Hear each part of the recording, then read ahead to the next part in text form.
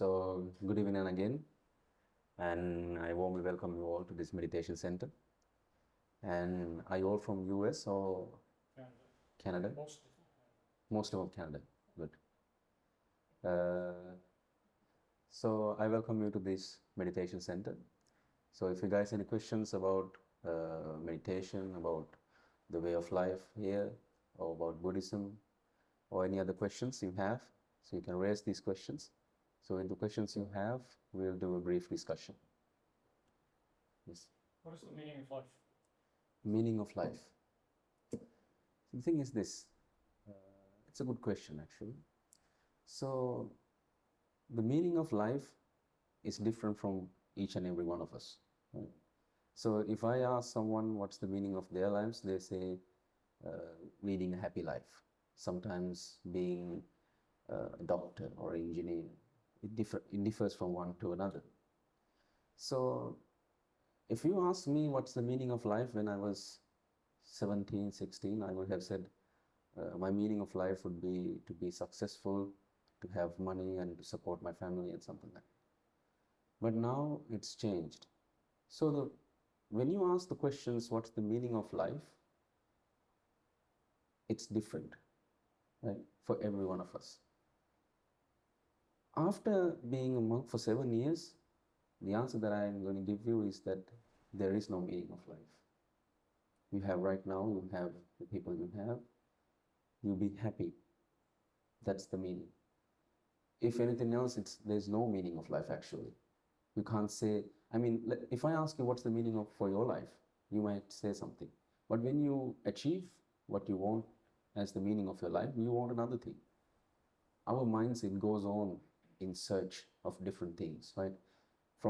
If I ask when you were a teenager, the things that you wanted to mean something in your life, once you achieve them, then it changes. Then it's another thing. Then it's another thing. So it's okay to have a meaning of life, but it's not permanent. It's always changing. It's temporary. So if I give a simple answer, I would say there's no meaning of life.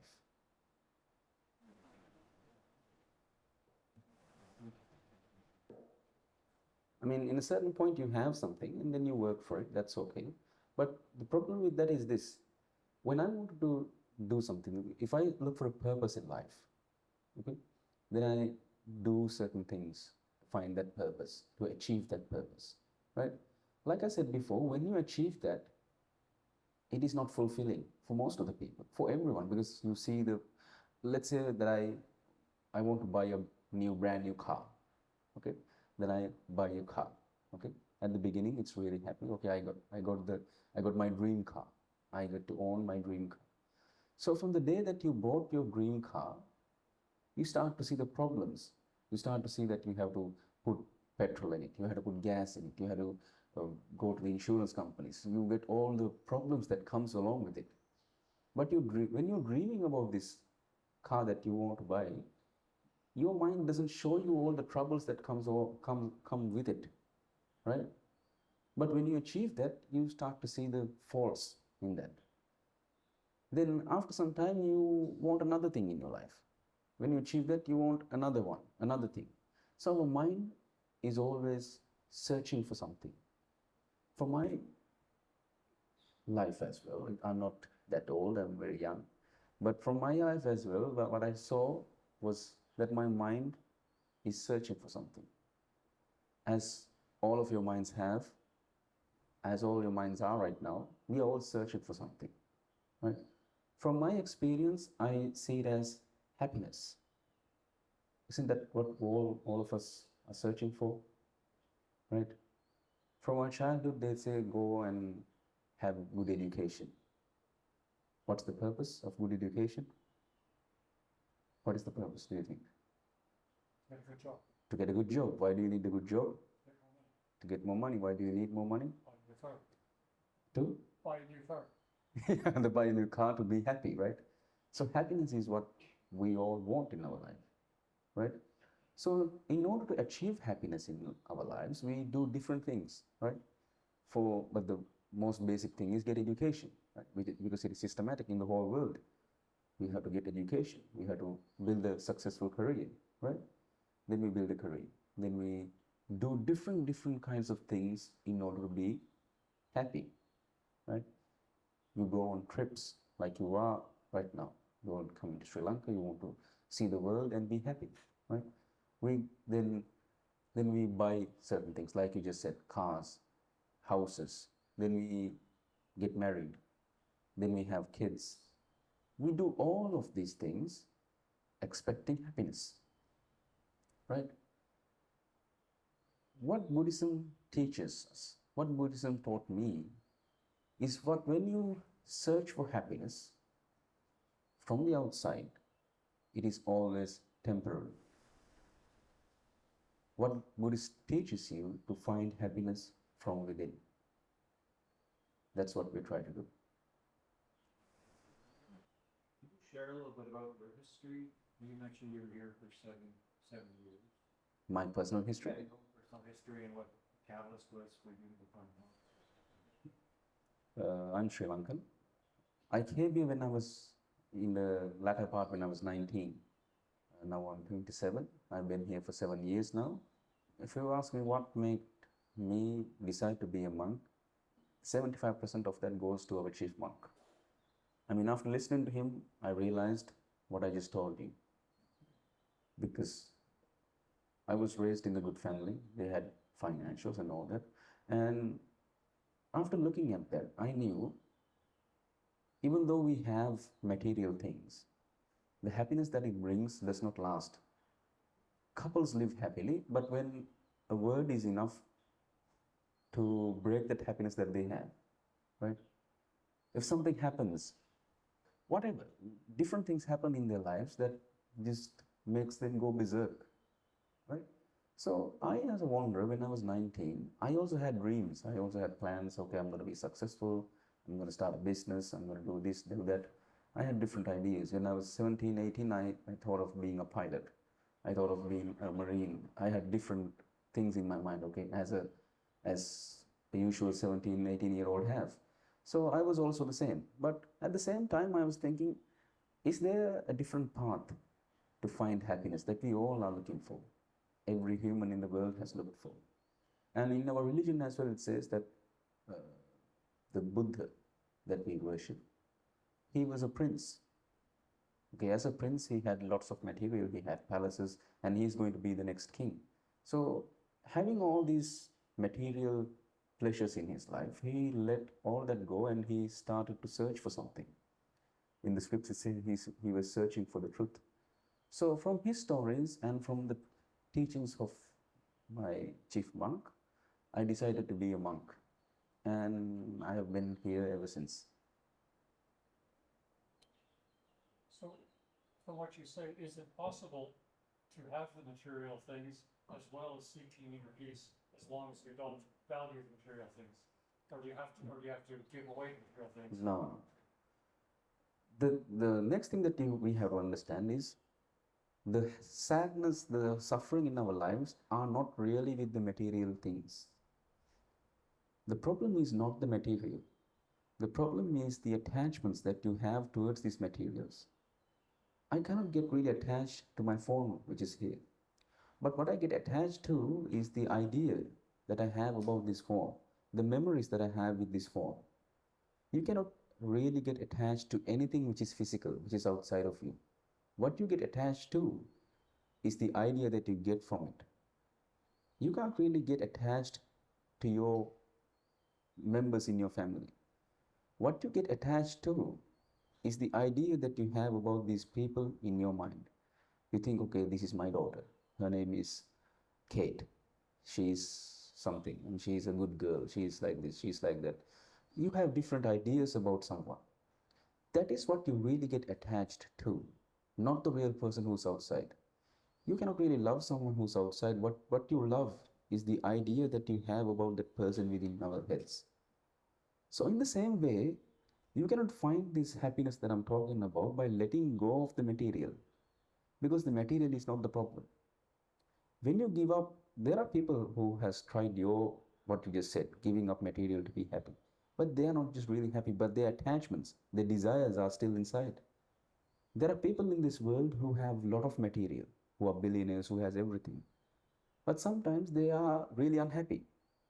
Even though they have jets, even though that they have yachts, some people have lands, islands to themselves, they have everything that a person would hope for. But they are not happy. Always sad, always depressed about things. There are people who has everything, like I just said, but they are really happy with the things that they have.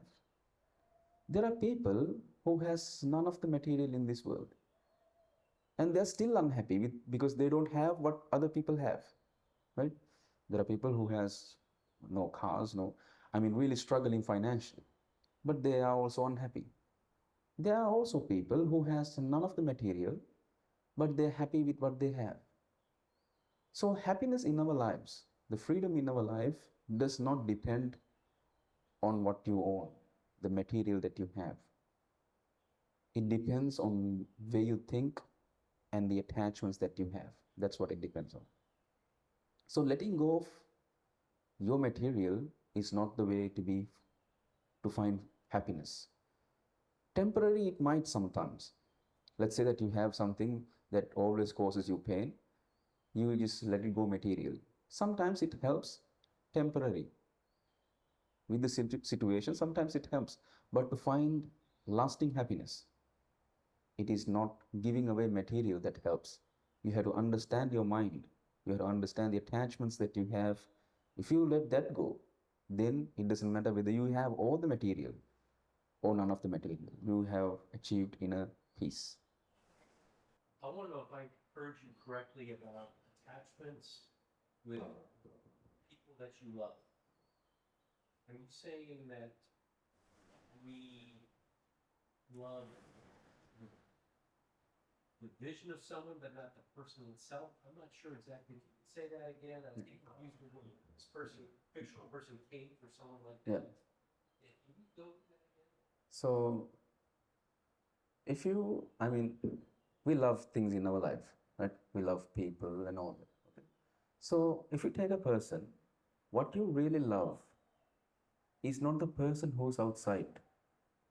What we really love is the idea that we have about that person who we think that there is. So you don't really love the person. You can't really love the person. That's why when that person do something else, that we feel sad, we get angry. Because why? Because there's an idea. Let's say that you love someone. Okay, you love your partner, for argument's sake. Now your partner, the partner you love, you have different frames within you.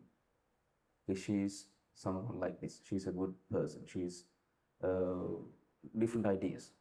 You understand what I'm saying? You think, okay, she should be like this, she should behave like this, she should work like this, she should wear like this. You have different ideas. That's not the problem. What you get attached to is these frames that you have, what we all do. When that person goes in a way which is not in your frames, you get angry. Why? Because you expect and you get attached to this frame that you have in your minds. That is why. But if you take about, let's say, there's another aspect in our lives, which is forgiveness. The love that a father gives to their family comes with forgiveness. You try to accept, okay, it's my daughter, I'm going to forgive anything that they do. Okay? Because it's my daughter, it's my wife. Right? You have that as well. But you have to understand, the thing that you really love, the thing that you really get attached to, is not the person who's outside. Is the frame that you have in your minds saying Kate, or you have given a name, right? So that is what you really love. That's why you get hate from the person you love. That is why sometimes you kill the person that you love. We have seen instances like that, right? Where people go and murder someone because their ex-girlfriend or something like that. That is why you go to hate the person that you love. Because why? You don't love the person who's outside. You love the image that you have of that person in your heads. That's what we all do.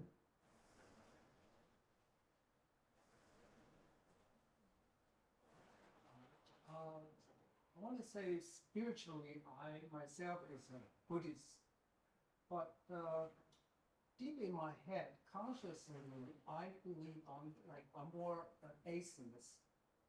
I always found this conflicting in my head and causing me confusion. It's like I don't know which is the right way for me to follow, and that also gave me the conflict feeling about karma and reincarnation, that concept, because being an atheist, I believe once we die, really there's nothingness. So is there something you can teach me about it? The thing is this. In the concept of karma, we say what you do comes back. Simple as that. It's not the good and the bad. If you do good, that will return. If you do bad, the bad will return. We are the one who says, okay, this is good and this is bad. It's actually the repeat of what you did. So that is as the script says. So when it comes to reincarnation, yes, as Buddhists, we believe that there is a reincarnation. And in Buddhism, we talk about stopping reincarnation as well. It is when you no longer have any desire, you won't get reincarnated. So if you ask me what my religion is, I would say I don't have any religion. Because what really Buddhism is not a religion. It is an art of living. It's an art of living. If you're a person who's looking inside your mind and trying to understand your attachments and trying to find happiness, then you are practicing the Buddhist way. It doesn't have to be, it's not any other things. So you can believe, I can't give you anything as proof that there is a reincarnation, but it is up to you to believe. But if you ask me for a way to end your suffering which you have now, then I can give proof. You understand what I'm saying? So reincarnation is a subject I can answer you. I can give you the things in the scripts and all that, but it is up to you to believe it or not. So I can prove you a way to find happiness in your life that you live. That question? Did you have a question? Yeah, So what is the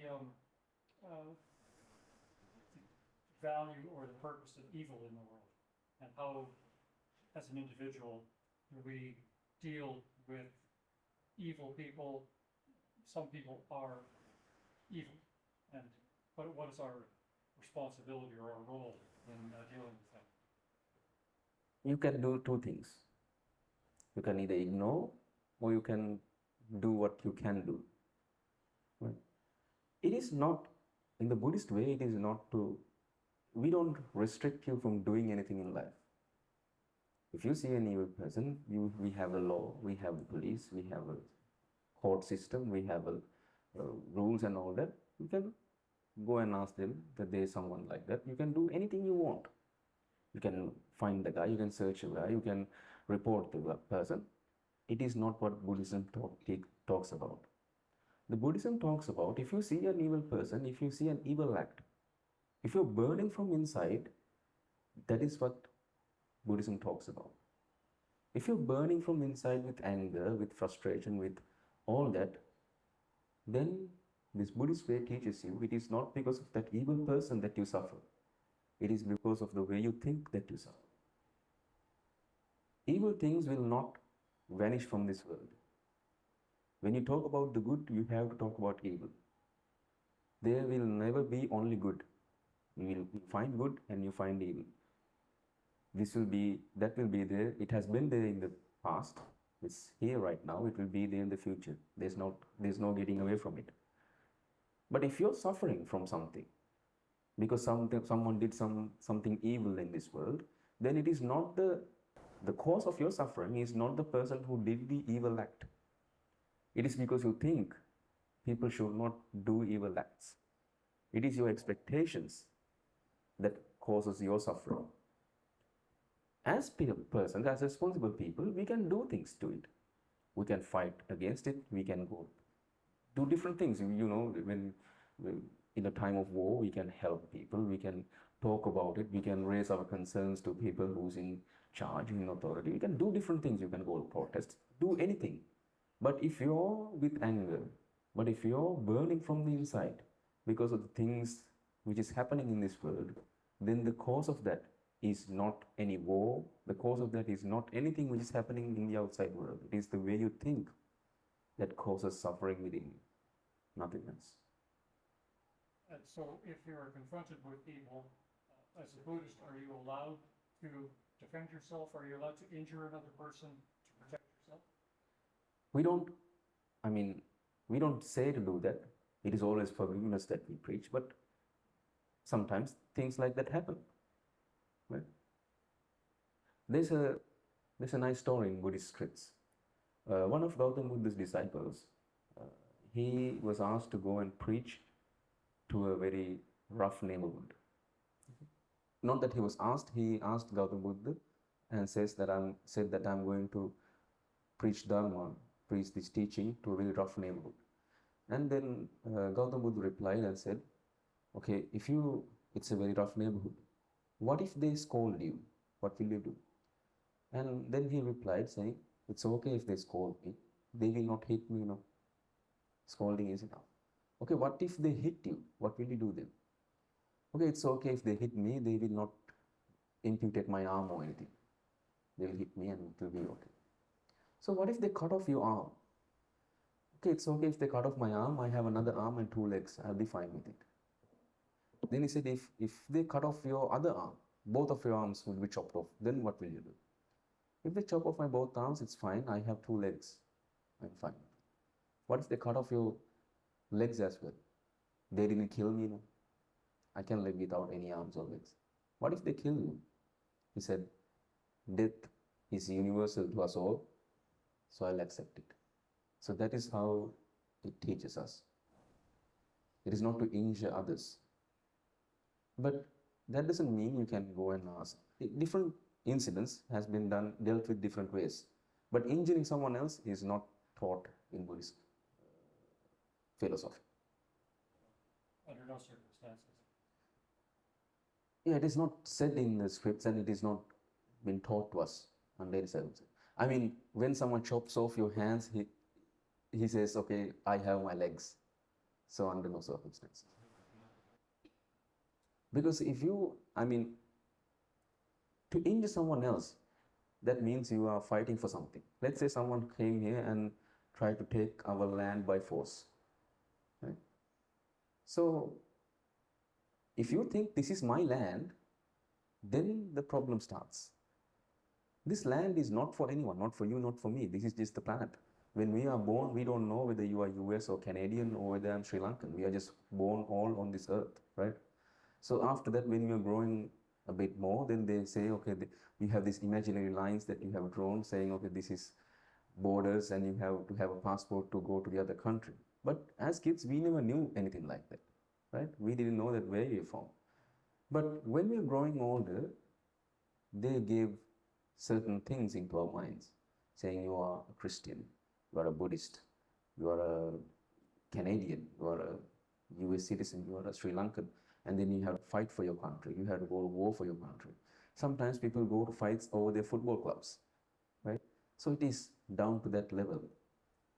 You create an identity saying, okay, my name is John and I'm a good person. I'm a person from some state. I'm a person from US. I have to fight for my rights. I have to fight for my freedom and all that.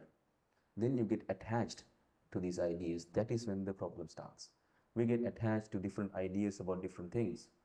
So at the end of the day, after 30, 40 years, when someone comes and tells that something which is not in your frame as freedom, when I buy this land, I think, okay, this is my land. No one else should come inside my land.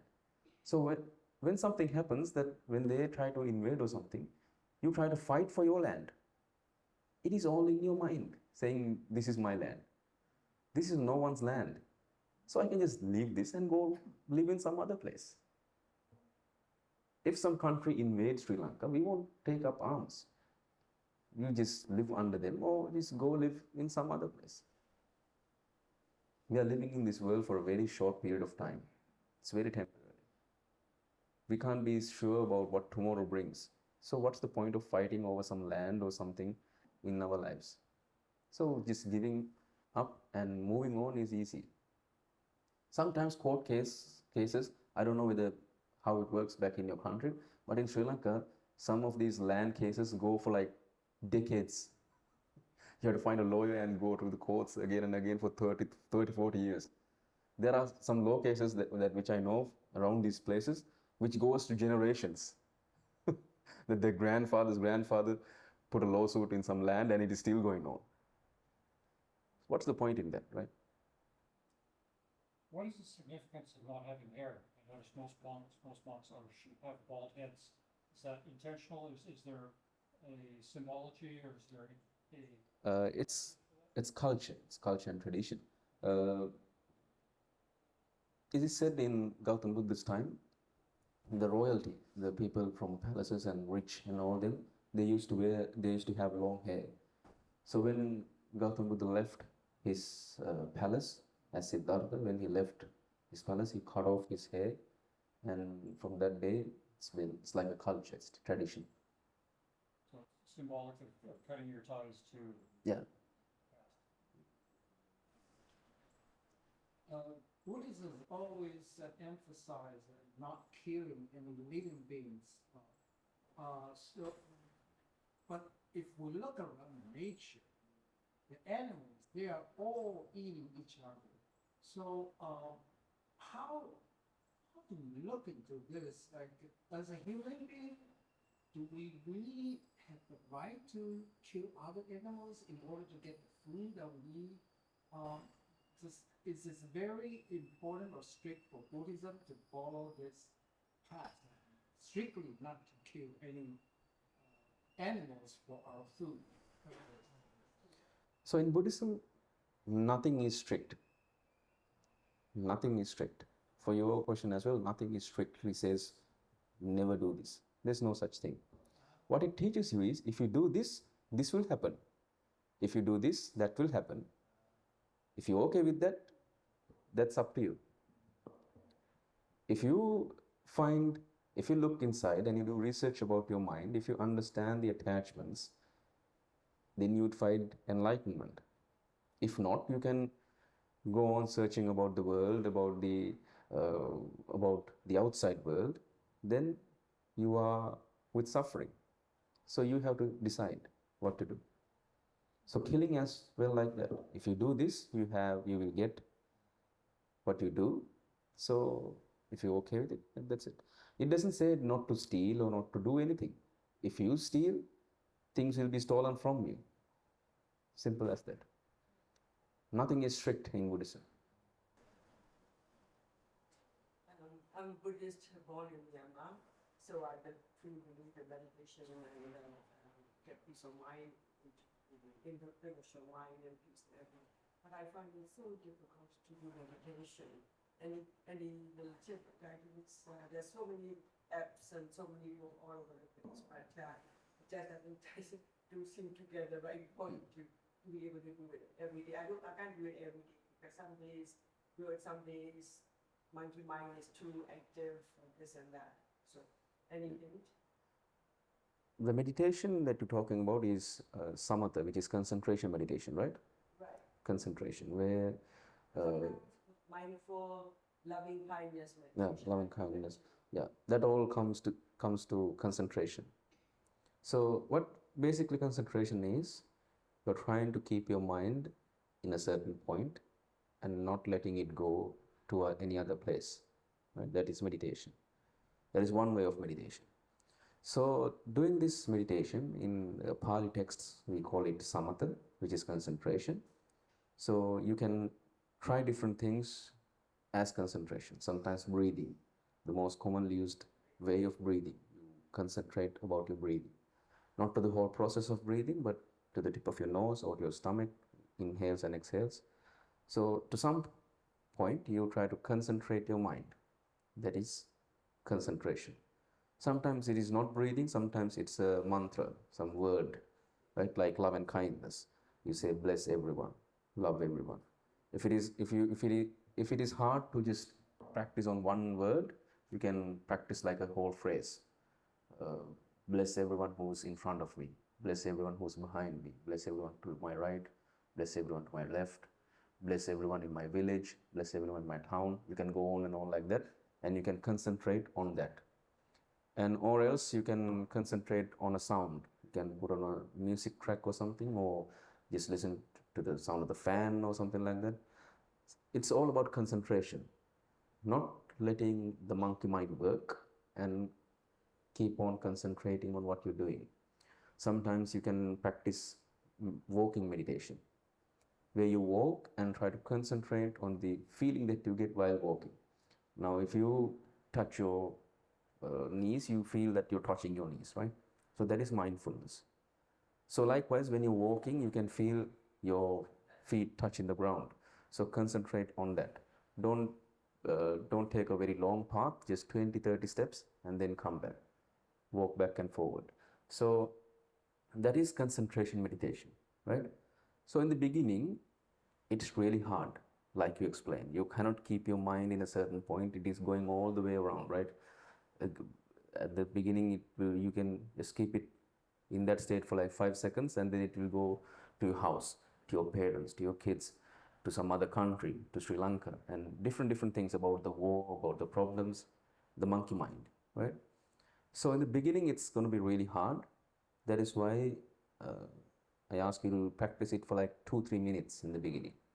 Don't try to practice it for whole hour or whole half an hour.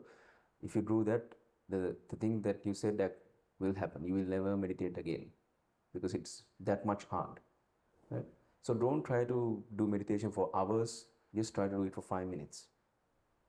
When you're in a public transportation, you just close your eyes and try to meditate for 5 minutes. Then if you are good with 5 minutes, then you extend your time, 10 minutes, 15, 20, 30, something like that. So that is concentration meditation. So if you really practice concentration for a longer period of time, you will achieve a bliss that comes within you that will surpass every pleasure that you have ever had using these 5 senses. You can see something, that's what we all do, right? Trying to find happiness using our 5 senses. You see something and be happy. You hear something and we be happy. You eat something, then we be happy. We smell something, we be happy. We feel the sensation and we be happy. That is the only method of happiness that we know of, that every one of us ever had. If you practice meditation for a longer period of time, then you will find a bliss that which goes beyond any of the pleasures that you ever had using these 5 senses. To achieve that, you have to commit to it greatly. You have to have courage, and you have to keep on practicing. Practice is the important thing in concentration meditation. But there's a slight problem with concentration. The problem is when you go back to your workplace, when you go back to a difficult place where if someone blames you or curses you or something like that, the stress that you're going to feel is not, the meditation you did will not help in that moment. Do you understand? So let's say that you achieve that bliss that I was talking about, okay? So with that, if you go back to your workplace, when you're working in your daily lives, there's a pressure that will build up inside us, right? So that meditation will not help in that instant. Then you have to go back again and sit down again and try to practice doing meditation. That is why there's another kind of meditation which we call Vipassana. Vipassana is understanding your mind. Vipassana is understanding our minds, how it works. Why do we have suffering in our life?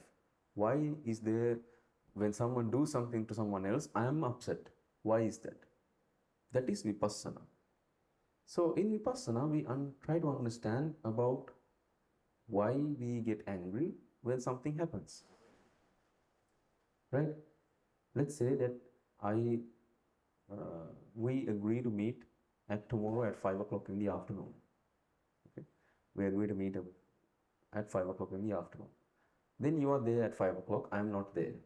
Then you call me and I'm answering the phone. And then the time goes on, 5:15, 5:20, 5:30, I am still not showing up. Then normally we are disappointed and angry, right? Because we said that we were going to meet at that time and that now he's not showing up. So the cause of our anger, normally we point to the other person, right? We say, we agreed to meet at 5, now you are not here. Or else, in other instances, in other situations, we blame someone who's outside, right? We blame the government, we blame the environment, we blame the climate, we blame our neighbors, we blame our partners, different people who's outside.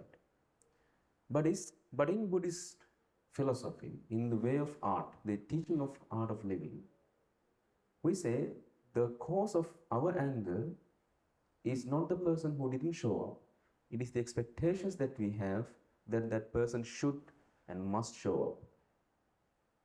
That is what causes our suffering.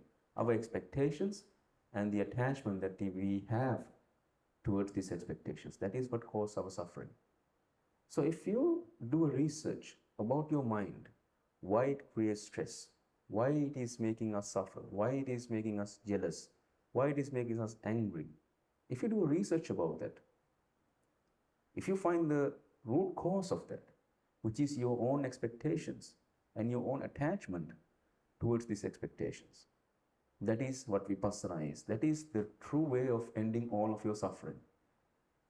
It is like what we do is we get blank papers and we draw demons. We draw different demons and we get afraid looking at these demons. That is what we all do. We create different ideas, we create different things in our minds, and then we look at these creations and we suffer. It's actually foolishness, right? Because we are the whole creator, but we are suffering from our own creation.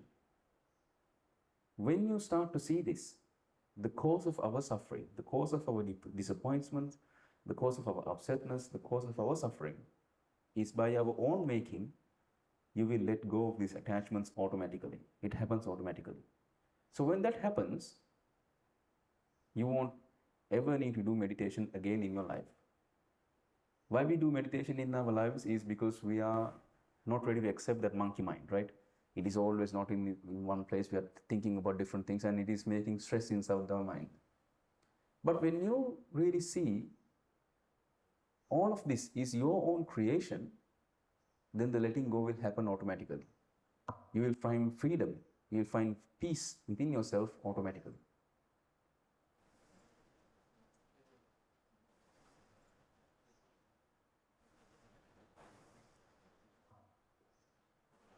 I have this more practical, not even question, not even really a question. I was born and raised in Taiwan, and even though I live in the United States, I still go back to Taiwan very often. And as a Buddhist myself, and I saw the Buddhism, how it grew in Taiwan. Now it's like, so there are a couple of branches. They become so huge. They are more like enterprises.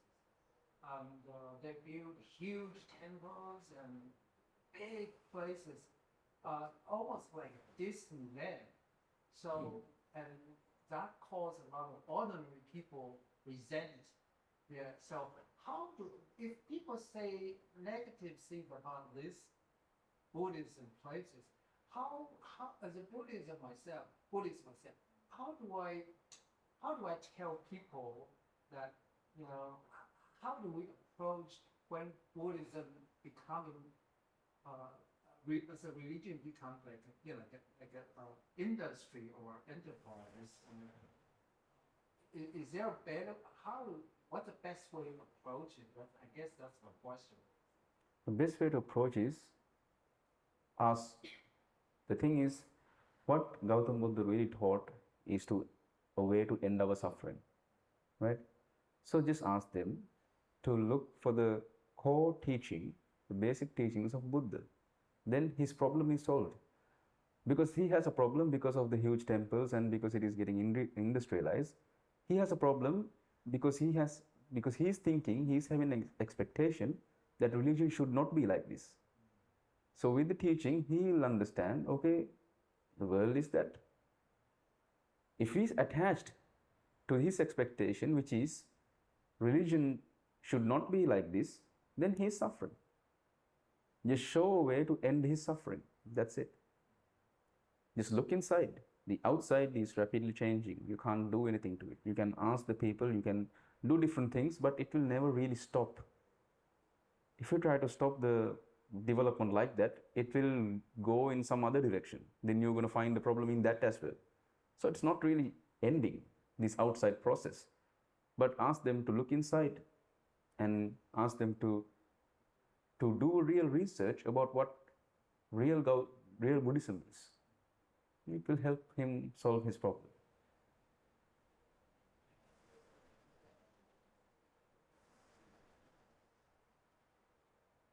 Any other questions? Okay, seems like we're done with questions, right? Okay, good. So I'm glad that I got to meet you all today, and I really wish you all the best in your life, the best to your futures.